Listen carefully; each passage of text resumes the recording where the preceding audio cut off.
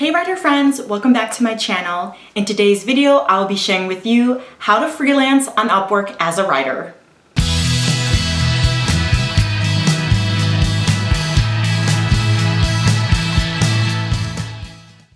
If you're new here, my name is Holly. I'm a writer aspiring to be a published author. If you haven't already, please give this video a big thumbs up, click subscribe to support my channel, and ring that bell so you don't miss any videos. Alright, this video was highly requested by you guys.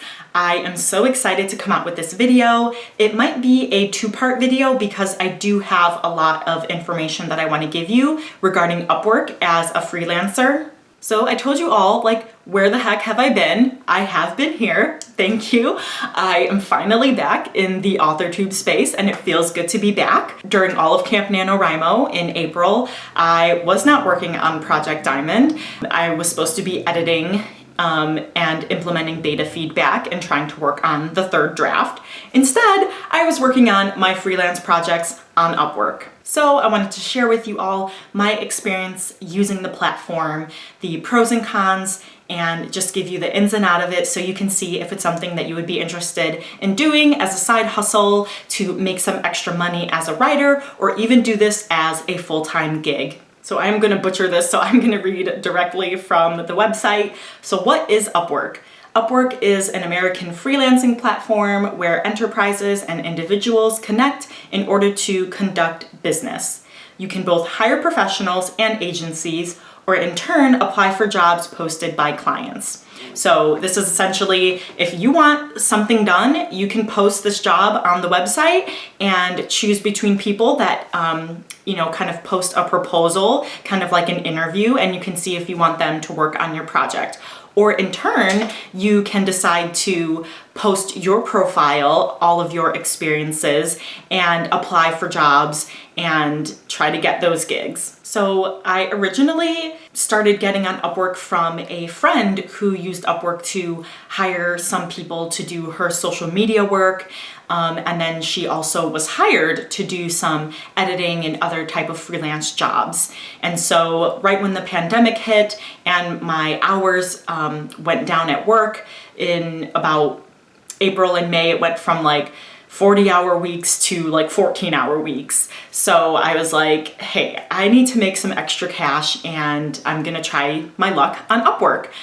Clearly, since I'm working on it still now, a year later, it is definitely a viable thing and something that I would like to keep doing for a long time. So first things first is that you need to make a profile on Upwork. So you have to post your picture and you actually have to get that verified with your name and your zip code area so that they could make sure that you're a real person. So you actually just go on and do a 1 second video with someone from Upwork and they just verify your picture with your uploaded ID.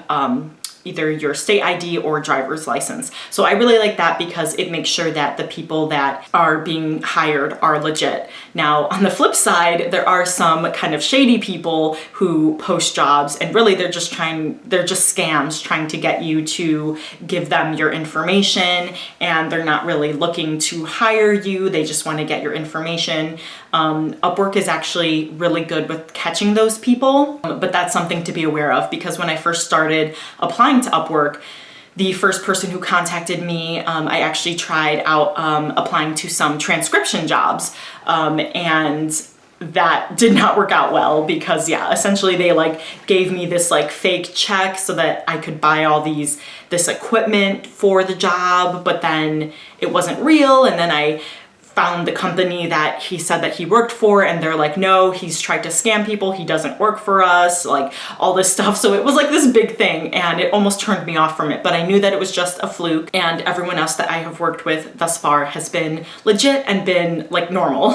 One of the ways that you can know if someone is legit or not is if their payment method is verified. And so it will say that on their profile. So then you know, hey, their payment is verified. And clearly, if they have a high rating, if they have a lot of reviews, with different clients, then you know that they are actually legit and that they're going to be a good person to work with. The problem is that when you're first starting out, you're not going to have those reviews. I think they go from like 0 to 5-star reviews. Like you're not going to have any reviews, you're not going to have any ratings. So essentially you're not going to have any experience. Now, if you do have any projects that you have worked on in the past, you can upload that to your profile as your portfolio.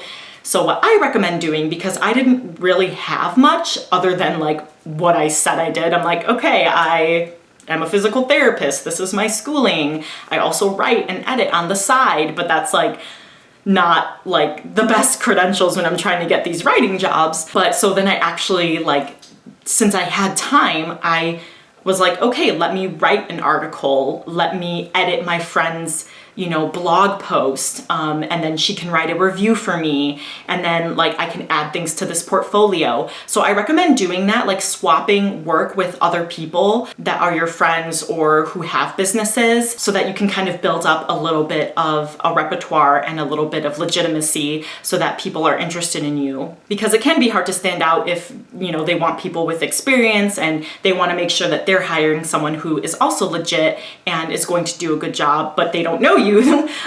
So there's a little bit of give and take there. There's a little bit of trust that goes into Upwork, just like with any freelancing job. Now, you are allowed a certain amount of connects every month, and I think you might be able to buy connects. I forget. I haven't like tried applying to any jobs lately since I've been so wrapped up in the one that I've been working on. I know that they like give you a certain amount of connects, and so when you interview and submit like a proposal to apply for a certain job, it requires a certain number of connects. So like maybe it would cost like 3 connects, and jobs that cost more and jobs that are going to be more long-term or something, they require more connects to apply to. So you have to be a little bit strategic in that, because you're only allowed a certain amount per month. Now, so like I said, I think you might be able to buy some, but at least in that sense, like I never had to worry about that, because one of the cool things is that most of the time I wouldn't apply to jobs. People would come to me and invite me to interview. They would invite me to submit a proposal for them, because they're looking for people that are legit. So that's actually where I found a lot of my clients, is through them finding me and asking, hey, do you want to apply for this job? And most of it was because of my physical therapy background. So a lot of the jobs that I have been doing have been either creating content for physical therapy products, reviewing physical therapy products, or proofreading and editing like health articles. So it's kind of the best of both worlds for me, where I've been able to use like my real job and my writer life into one. So that's been like the perfect thing for me. And I actually needed to close down my status and say that I was unavailable, because I clearly have been working on what I've been working on for so long, and that's already enough and daunting to me. So that's another thing that you want to think about, is not bite off more than you can chew and not take on more projects than you're able to handle. The cool thing is that there are some things that okay, I'm just going to be editing this one thing, versus someone who says, hey, I have 10 to 30 hours of work for you every week. Now you can say, hey, I only have 10 for now. I might be able to grow more later, things like that. But you have that flexibility with looking for jobs that are either short-term or long-term. The other cool thing is that you can choose to get paid hourly or by project. Sometimes that's decided on by the client, but most of the time they leave it up to you. And so I really like that, because when you build your profile, you also say what your hourly rate is. And I recommend at first making it lower than you want, because you don't have a lot of experience on the website, you're not really going to be as competitive. But if you are cheaper, people are more likely to flock to you because they want your service. And then once you have all of these jobs, build up your portfolio and reviews, then you're going to be able to bump it up. So I have already like bumped up my price for my hourly rate, and I love that. Another thing to note though is that a lot of these jobs are very sought after, and so a lot of people will apply to them. So if you are browsing the site and you see a job that you're interested in, you need to apply right away, because likely a couple hours from now, it's not going to be available, or they're going to find someone else and hire someone else before you even submit a proposal. The one downside, which it's kind of a downside to working with Upwork, but if you do up your hourly rate, it won't make as much of a difference. And the more clients you gain and the more money you make from the website, the less of a difference it makes. But there is a service fee that Upwork takes out for your work. So Upwork will take 20% of your profits if you make between $0 to $500. And then once you make $500, that service fee goes down to 10%. So that is much better, but it still kind of stinks because you work hard and you might already be, cutting down your price so that you can build up that clientele list. And they're taking 20%, so it kind of feels like you're working for nothing at first, but you just have to stick it out and know that you're going to be able to raise your rates soon. Now the next tier is a lot crazier. That is, you have to make over $10,000 through Upwork, and then they only take 5% out of your profit as a service fee. So, the downside of that is obviously you're losing money, but part of it is that, Upwork has that protection program. It has the, it searches for those scammers. It makes sure that this is a contract. So once you submit your proposal for a job posting and, they kind of do their interview with you, which can just be through messages, sometimes phone calls, sometimes video calls. I've only done phone calls and messages through Upwork to be hired. Once all of that is squared away, then you essentially sign a contract. I am going to do this work for this much money an hour, or this much money for this project, and they say, we will pay you this much. So it helps so that if they just run, well, you're gonna get your money, because you have this contract and the protection is through Upwork and this site. So I know a lot of people have tried to say, hey, I'm interested in this job, I'm interested in hiring you for this position or for this project. Do you want to do this off of Upwork? But, Upwork is really good because it's going to protect you. If they're a scammer, if they aren't legit, if they aren't going to pay you, it's going to be protected. So I kind of see that service fee as worth it, at least because I know that I'm protected.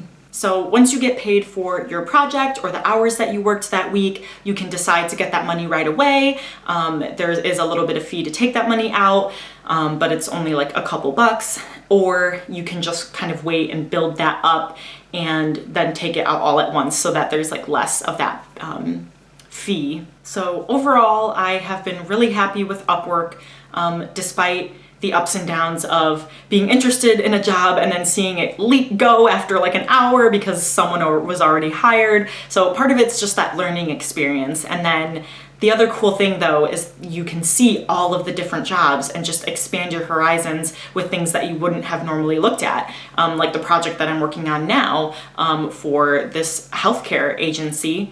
And then I'm working separately doing proofreading for shoe articles with gym shoes for high arch runners, for people with ankle sprains, things like that. So it's just expanded my horizons and I think it's really cool. I even had to film a review for a back brace for a chiropractor. So it was just I just really thought it was fun and I'm hey, I'm getting paid for this. This is kind of awesome. So don't be afraid to kind of expand your horizons and see what different types of jobs that you want to do. Like I said, at first I was looking at medical transcription and I legit almost started doing this audiobook narration job. And so it was just the possibilities are kind of endless. So that's the cool thing. So I know that there are other freelance websites. Let me know in the comments down below if you have used any of those other sites, if you have used Upwork, how you like Upwork, the pros and cons, and if you have any tips and tricks that you'd like to share with us. If you would like a more nitty-gritty tutorial of using the Upwork website, please let me know in the comments down below as well, and I will look into doing that. Thanks so much for watching, and I'll see you guys next time.